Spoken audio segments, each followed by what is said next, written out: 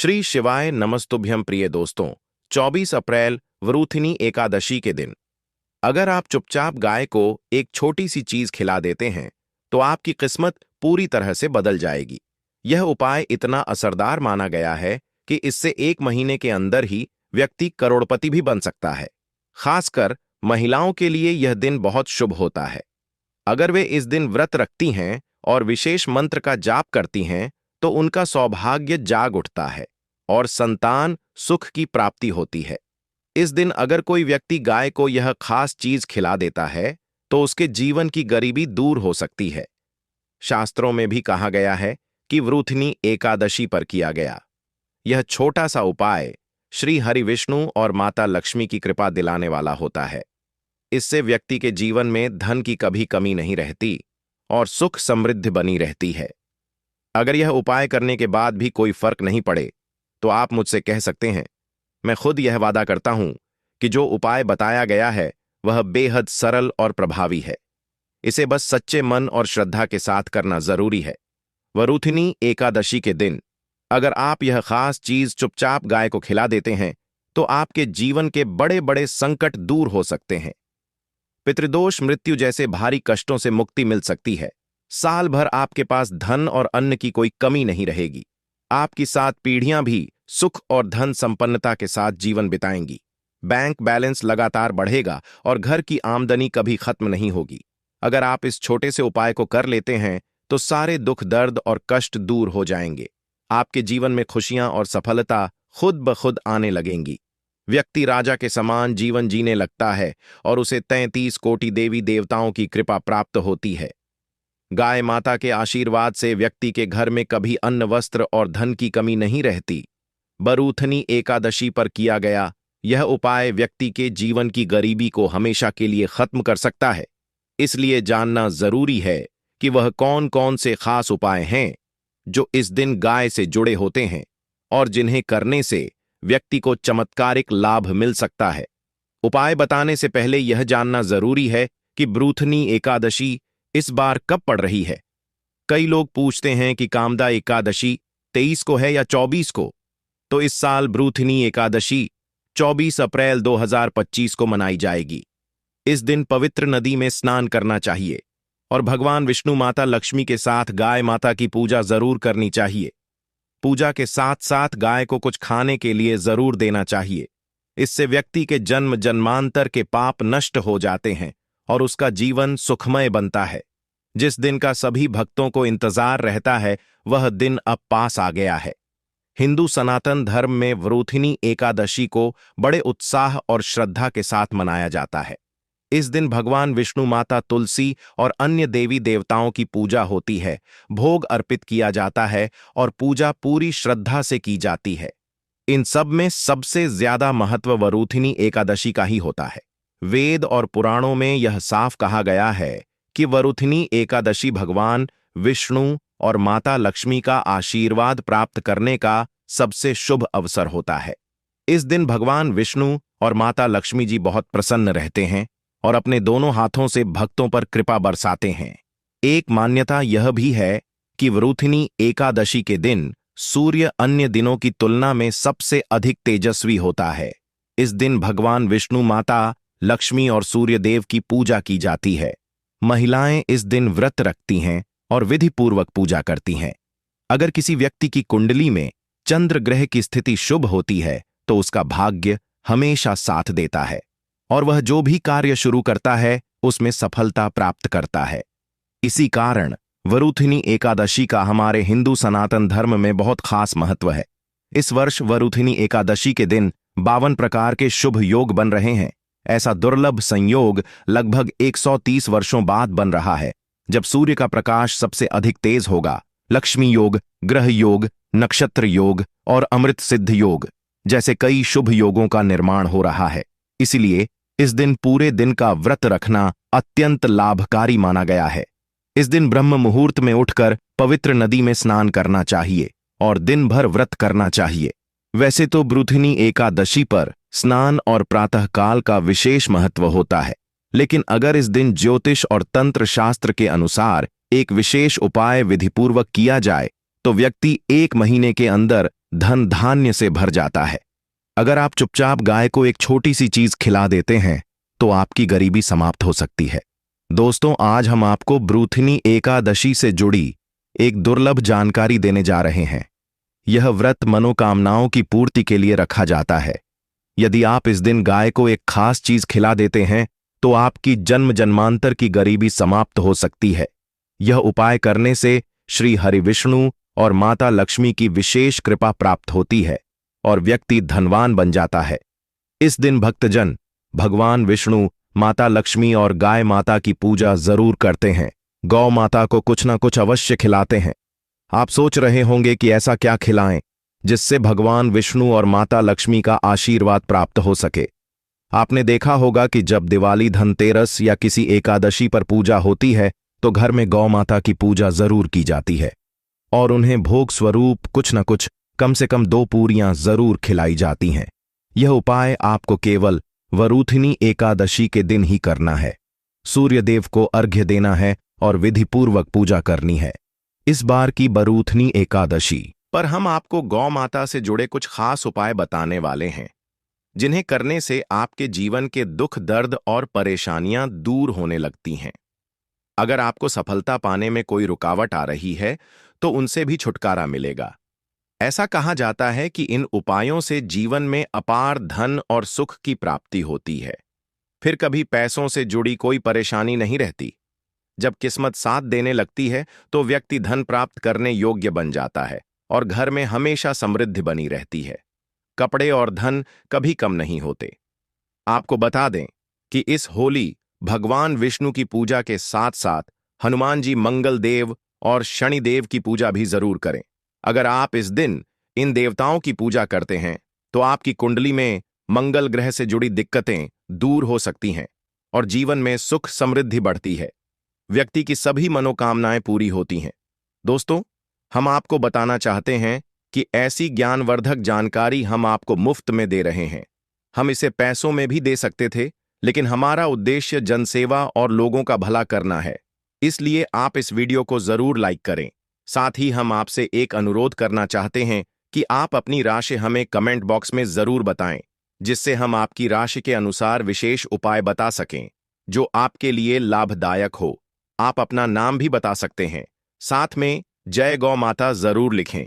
दोस्तों, नए साल पर एक खास उपाय जरूर करें। गाय से जुड़ा उपाय बताने से पहले एक और उपाय बताते हैं जिसे आपको जरूर आजमाना चाहिए। शाम के समय आंवले के पेड़ के नीचे सरसों के तेल का चौमुखी दीपक जलाएं। आप चाहे तो आटे का दीपक बनाकर उसमें बाती लगाएं। दीपक में लाल कलावे की बाती लगाएं और 4 दिशाओं में दीपक की बातियां जलाएं। दीपक में 2 साबुत लौंग भी डालें। फिर देखिए कैसे चमत्कार होता है। इसे जलाकर अपनी मनोकामना कहें और दीपक वहीं छोड़ दें। अगर आपने अब तक हमारे चैनल द मतंग वास्तु को सब्सक्राइब नहीं किया है तो जरूर करें, ताकि आगे भी ऐसी उपयोगी जानकारी आपको मिलती रहे। दोस्तों, यह गौ माता से जुड़ा उपाय बेहद प्रभावशाली और लाभकारी है। इसे जरूर करें। अब बात करते हैं उन खास उपायों की जो गाय से जुड़े हुए हैं और जिन्हें करने से 7 पीढ़ियों तक बैंक बैलेंस की कभी कमी नहीं होती, दुख, दर्द और परेशानियां दूर हो जाती हैं और सुख समृद्धि जीवन में बनी रहती है। व्रत वाली एकादशी के दिन भगवान विष्णु और माता लक्ष्मी की विधिपूर्वक पूजा करें और उसी के साथ गौ माता की भी पूजा अवश्य करें। एकादशी की पूजा के लिए जो भोग बनाया गया है उसमें से 2 पूरियां गौ माता को अवश्य खिलाएं। ध्यान रखें, सूखी पूरी ना खिलाएं। पूरी पर मिठाई या सब्जी या हलवा जरूर लगाकर गौ माता को अर्पित करें। दोस्तों, हर एक और मांगलिक काम में गौ माता या उनसे जुड़ी चीजें जैसे गाय का गोबर, गोमूत्र, दूध या गाय के दूध से बना घी जरूर शामिल करना चाहिए। इससे पुण्य की प्राप्ति होती है। सनातन परंपरा में माना जाता है कि जिस घर में गाय होती है वहां के सभी वास्तु दोष अपने आप दूर हो जाते हैं, क्योंकि बिना पंचगव्य के पूजा पाठ और हवन पूरा नहीं माना जाता। दोस्तों, महीने में एक बार परिवार सहित गौशाला जरूर जाएं और वहां गायों को हरा चारा खिलाएं। ऐसा करने से सभी प्रकार के दोष शांत हो जाते हैं। आपका प्रिय चैनल द मतंग वास्तु कभी किसी को गलत जानकारी नहीं देगा और सही उपाय बताएगा। गर्मियों में गाय को साफ पानी पिलाएं और सर्दियों में गुड़ जरूर खिलाएं। खासकर ब्रूथिनी एकादशी के दिन गाय को गुड़ खिलाना बहुत शुभ माना जाता है। लेकिन ध्यान रखें, गर्मियों में गाय को गोद नहीं खिलाना चाहिए। गाय से जुड़ी कुछ शुभ और अशुभ संकेत भी होते हैं।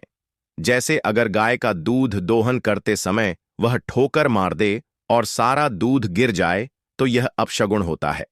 लेकिन अगर आप यात्रा पर जा रहे हो और रास्ते में गाय अपने बछड़े को दूध पिलाते हुए दिख जाए तो यह संकेत देता है कि आपकी यात्रा सफल रहेगी। गाय की आवाज यात्रा पर निकलते समय सुनाई दे या रात में उसकी हुंकार सुनाई दे तो यह भी शुभ माने जाते हैं। दोस्तों, गाय के साथ कभी ऐसा व्यवहार न करें जिससे उन्हें तकलीफ हो।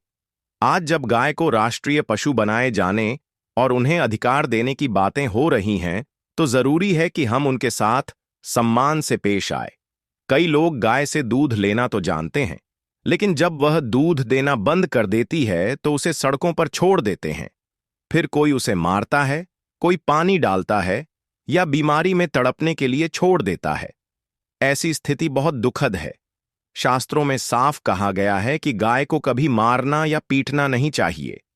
उन्हें माता का दर्जा दिया गया है और जो कोई गाय को नुकसान पहुंचाता है वह ऐसा पाप करता है जैसे अपनी मां को चोट पहुंचाई हो। ऐसे व्यक्ति को नरक में कष्ट झेलना पड़ता है और अगले जन्म में पशु योनि मिलती है। गौतम मुनि ने एक बार गलती से गाय को डंडा मार दिया था, जिससे उसकी मृत्यु हो गई। इस पाप से छुटकारा पाने के लिए उन्हें वर्षों तक तपस्या करनी पड़ी। यह वरूथिनी एकादशी का ही अवसर था, जब भगवान श्री कृष्ण ने बैल के रूप में आए एक राक्षस का वध किया था। इस पाप से मुक्ति के लिए उन्हें सभी तीर्थों को बुलाकर एक कुंड में स्नान करना पड़ा, तभी वे पाप मुक्त हुए। साथ ही जो व्यक्ति पानी पी रही गाय को डराकर भगाता है वह बहुत बड़ा पाप करता है। लेकिन ऐसे लोग जो गाय की सेवा करते हैं उन्हें स्वर्ग की प्राप्ति होती है और अगले जन्म में सुख समृद्धि से भरा जीवन मिलता है। आराम कर रही गाय को उठाकर परेशान करना भी पाप माना गया है। जो लोग गाय की सेवा करते हैं उन्हें उनके पिछले जन्मों के पापों से मुक्ति मिलती है और वे गोलोक में स्थान पाते हैं। इसके अलावा गाय को डंडा मारकर उठाना या उस पर पानी डालकर उठाना बहुत बड़ा पाप माना गया है। ऐसा करने वाला व्यक्ति अगले जन्म में दर दर भटकता है। शास्त्रों में यह भी बताया गया है कि जो लोग गाय की सेवा करते हैं, उन्हें भोजन कराते हैं और उनकी देखभाल करते हैं, उनकी सभी मनोकामनाएं पूरी होती हैं। गाय के बछड़े के लिए जो दूध बचता है वही मनुष्य को लेना चाहिए, लेकिन कुछ लोग पहले गाय को धोते हैं और फिर बछड़े के लिए छोड़ा गया दूध भी दोह लेते हैं। ऐसा करना बहुत बड़ा पाप माना गया है। इस तरह के दूध को पीने और दुहने वाला दोष का भागी बनता है। शास्त्रों में यह भी कहा गया है कि गाय और बैल की पीठ पर नहीं बैठना चाहिए। ऐसा करना महापाप होता है और इसके कारण नरक की यातना भोगनी पड़ती है। नंदी, जो महादेव के वाहन हैं, उन्होंने स्वयं इच्छा से शिव की सवारी बनना स्वीकार किया था, इसलिए वह एक अपवाद है। गाय का दान करना बहुत पुण्य का कार्य है, लेकिन कभी भी बूढ़ी या बीमार गाय का दान नहीं करना चाहिए। कठोपनिषद में भी नचिकेता की कथा मिलती है, जहां उन्होंने अपने पिता द्वारा बूढ़ी गायों का दान देने पर आपत्ति जताई थी।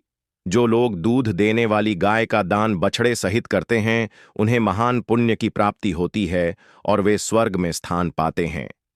सूर्य, चंद्र, मंगल या शुक्र की राहु से युति हो तो पितृदोष बनता है। शास्त्रों के अनुसार सूर्य पिता का और मंगल रक्त का कारक होता है। यदि सूर्य शनि, राहु या केतु से प्रभावित हो या मंगल राहु केतु से जुड़ा हो तो यह दोष जीवन में संघर्ष लाता है। इस दोष से छुटकारा पाने के लिए एकादशी या रोज गाय को रोटी, गुड़ या हरा चारा खिलाना चाहिए। दोस्तों, हर एक और मांगलिक काम में गौ माता या उनसे जुड़ी चीज जैसे गाय का गोबर, गोमूत्र, दूध या घी का प्रयोग जरूर करें। इससे पुण्य मिलता है। सनातन परंपरा के अनुसार जिस घर में गाय होती है वहां के वास्तु दोष अपने आप समाप्त हो जाते हैं। गाय के शरीर पर जो कुबड़ होता है उसे बृहस्पति ग्रह का प्रतीक माना गया है। यदि किसी की कुंडली में बृहस्पति नीच राशि मकर में हो या अशुभ हो और यात्रा के समय सामने गौ माता दिख जाए तो उन्हें दाहिनी ओर से निकलने देना चाहिए। यह यात्रा की सफलता का संकेत होता है। अगर आप यात्रा पर निकले हो और रास्ते में गाय अपने बछड़े को दूध पिलाती हुई दिखे तो समझ लीजिए कि आपकी यात्रा सफल होगी और जिस घर में गाय होती है उसमें वास्तु दोष स्वतः ही समाप्त हो जाता है। और आप जब भी रोटी बनाएं, हर दिन ताजी रोटी ही बनाएं। अगर आप गाय के लिए रोटी बना रहे हैं तो कोशिश करें कि उसे तुरंत ही गाय को खिला दें। अगर आप उस रोटी को रखकर अगले दिन देंगे तो वह बासी मानी जाएगी। गाय को कभी भी बासी रोटी नहीं खिलानी चाहिए। इससे घर में नकारात्मक ऊर्जा प्रवेश करती है और कार्यों में सफलता नहीं मिलती। ऐसा माना जाता है कि इससे घर में दुख और परेशानी बनी रहती है। इसलिए रोजाना ताजा आटा गूंदकर रोटी बनाएं और उसी समय गाय को खिलाएं। साथ ही सड़ी गली चीजें जैसे खराब फल या सब्जियां भी कभी गाय को ना दें। कुछ लोग ऐसा सोचते हैं कि यह भी गाय को दे सकते हैं, लेकिन यह गलती है। शुद्ध और अच्छी चीजें ही गाय को अर्पित करनी चाहिए। आप आटे की 11 छोटी लोइयां बनाकर उन पर हल्दी लगाकर गाय को खिला सकते हैं। जब आप ऐसा करेंगे और श्रद्धा से गाय के चरणों को स्पर्श करेंगे तो आपके रुके हुए काम बनने लगेंगे और जीवन में आने वाली रुकावटें दूर होंगी। इसके साथ ही अगर आप 7 बार गाय की परिक्रमा भी कर लें तो यह और भी शुभ माना जाता है। जब भी गाय को रोटी दें तो उस पर थोड़ा सा घी या हल्दी जरूर लगाएं। अगर घी या हल्दी ना हो तो आप मिश्री भी रख सकते हैं, लेकिन ध्यान रखें कि रोटी एकदम सूखी ना हो। खाली रोटी देने से पुण्य की बजाय दोष लगता है। जी हां दोस्तों, ये छोटे छोटे उपाय आपके जीवन में बहुत बड़ा बदलाव ला सकते हैं, इसलिए इन बातों का ध्यान रखें। या दोस्तों, वीडियो अच्छी लगी हो, वीडियो को लाइक करें, ज्यादा से ज्यादा अपने दोस्तों में शेयर करें। द मतंग वास्तु चैनल पर नए हैं तो आपको इतनी ज्ञानवर्धक जानकारी प्रदान करता है, तो आपका भी यह विशेष रूप से कर्तव्य बनता है कि आप द मतंग वास्तु चैनल को अवश्य सब्सक्राइब करें। और दोस्तों, कमेंट बॉक्स में जरूर लिखें जय श्री विष्णु भगवान, जय श्री कृष्ण, जय गौ माता जरूर ही लिखें। जानकारी अच्छी लगी हो तो वीडियो को लाइक जरूर ही करें और चैनल पर नए हैं तो चैनल को सब्सक्राइब कर लें दोस्तों।